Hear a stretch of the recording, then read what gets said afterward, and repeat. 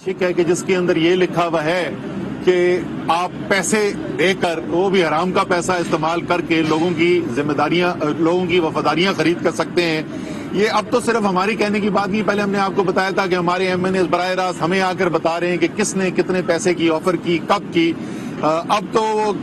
कम से कम एक एंकर की तो हमने देखी है ट्वीट, जिसमें उनको एक तहरीक इंसाफ की खातून रुकन जो मुनर्रिफ हो गई हैं, उन्होंने कहा कि हाँ ये सब बातें तो आप ठीक कर रहे हैं, लेकिन 23 करोड़ रुपए से जिंदगी मेरी बड़ी अच्छी गुजरेगी। तो आइन की तो धज्जियां उड़ाई जा चुकी हैं। उसके अलावा जिस तरीके से हमने देखा है, बराह रास्त हमें बाहर से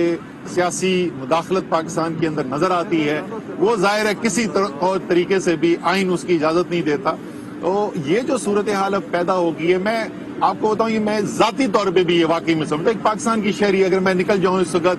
तहरीक इंसाफ के सेक्रेटरी जनरल की हैसियत से, और मैं एक आम पाकिस्तानी शहरी की तरफ से भी देखूं, तो मेरे ख्याल में इस वक्त सिवाय एक फ्रेश इलेक्शन के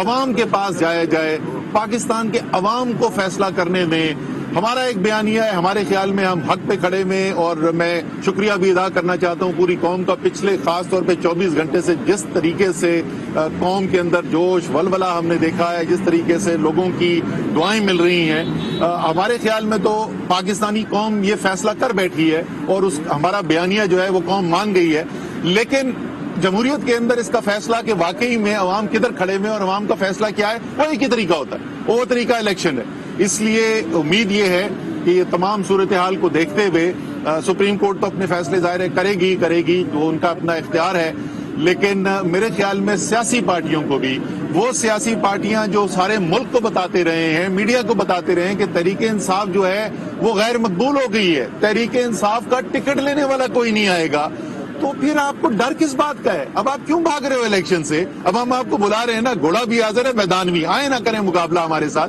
डर क्यों रहे हैं आप? मेरे ख्याल में ये उम्मीद यही है कि तमाम हकाइक को देखते हुए, तमाम जो चीजें सामने आई हैं, फैसला मोहतरम जजेस जो हैं सुप्रीम कोर्ट के वही करेंगे, लेकिन उम्मीद है कि वो भी फैसला ऐसा ही करेंगे जिससे मुल्क के अंदर आगे कोई इंतशार फैलने का खतरा ना हो, और इस जमहूरियत को जो पाकिस्तान में बड़ी मुश्किल से हासिल की गई है, इस जमहूरियत को हम पटड़ी पर ही रखें और आगे इसको चलाएं। जो भी अवाम फैसला करे, जिस लीडर को भी मुंतखब करे, जिस पार्टी को भी मुंतखब करे, अवाम का फैसला सबको कबूल और हम आगे चलें। बहुत बहुत शुक्रिया। उमर साहब, ये बताइएगा कि कल अयाज सादिक साहब ने जो है एक कौमी असम्बली के ऐवान के अंदर एक स्पीकर की चेयर पर बैठ के इजलास चेयर किया है, तो आप कैसे समझते हैं, उसकी आईनी हैसियत क्या है? बिल्कुल खुल्लम खुल्ला गैर आईनी काम किया है जी, और ये अब मैं नहीं कह रहा, ये सुप्रीम कोर्ट ऑफ पाकिस्तान कह रहा है। वो कैसे कह रहा है सुप्रीम कोर्ट कि आपका जो कल हमारा यहाँ पे फैसला हुआ, जो स्पीकर ने रूलिंग दी, उसके बाद वजीर आजम ने एडवाइस दी सदर को, सदर ने उसके ऊपर नोटिफिकेशन जारी किया, सुप्रीम कोर्ट ने स्टे ऑर्डर नहीं दिया। यानी आज की आईनी हकीकत यह है कि असेंबली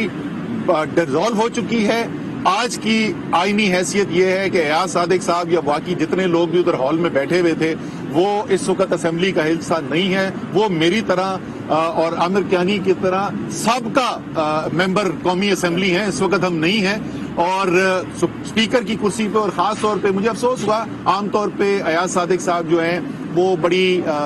रीजनेबल बात करते हैं, मंतक की बात करते हैं, लेकिन उन जैसा शख्स जाके स्पीकर उस कुर्सी पे जिस पे वो खुद बैठ चुके हैं, उसकी इज्जत का तो उनको खुद ख्याल रखना चाहिए था। अफसोस हुआ मुझे देख कर। अच्छा तो साहब, असेंबलियां तो तहलील हो गई, ये नाअहली के लिए आप स्पीकर को दे रहे हैं जो मुनर्रिफ अरकान जिन्होंने आप लोगों से गद्दारियां की हैं, इसको जरा क्लियर करिए। देखें, असेंबली तो हो गई, लेकिन असेंबली बर्खास्त तो कल हुई। हमारा मानना ये है, और हमारे पास शवाहिद मौजूद हैं, जो शवाहिद मीडिया दिखा चुका है सारे पाकिस्तान को। हमने देखा कि किस तरीके से वीडियो पे पैगामात दिए गए, हमने देखा कि किस तरीके से सिंध हाउस के अंदर बंद करके उनको बिठाया गया, हमने देखा उसके बाद डिनर पे कौन खड़ा हुआ। तो ये तमाम सब्सटेंटिव एक्शंस अंग्रेजी में कहते हैं, यानी ठोस इकदामात जो उन्होंने लिए, आइन के अंदर वाजे है। बार बार लोगों को बताता हूं कि सिर्फ आइन के अंदर एक शिक ये नहीं कहती कि वोट ये 4 चीजों पे खिलाफ करोगे वजीर आजम को, उससे पहले एक और शिक है, और वो शिक ये कहती है कि अगर पार्टी का सरबराह इस नतीजे पर पहुंचे कि उसका कोई मेंबर जो है वो पार्टी छोड़ चुका है, मुनर्रिफ हो चुका है, तो वो रेफरेंस भेज के उसको डिस्क्वालीफाई करवा सकता है। तो ये आइन का हिस्सा है जिसको हम फॉलो कर रहे हैं। रेफरेंस दायर आपने कर दिया ये भी करना है, और कितने मुनर्रिफ अराकीन हैं जिनकी क्या फिगर है उनकी? 20 लोग हैं जी जिनके खिलाफ इस वक्त ये डिस्क्वालिफिकेशन की रेफरेंस फाइल की जा रही है, और इंशाअल्लाह ताला उम्मीद यही है कि आइन जो है और कानून जो है उसके ऊपर अमल दरामद किया जाएगा, और जो बिल्कुल एक वाज़ेह हकीकत है उसी बुनियाद पर फैसले किए जाएंगे। असदुल्लाह साहब, आइन में तो ये बिल्कुल वाज़ेह है कि कोई भी बरान असम्बली जब वज़ीर आज़म के खिलाफ तहरीक अदम-ए-एतमाद में वोट कास्ट करे या फाइनेंस बिल में करे, तो अभी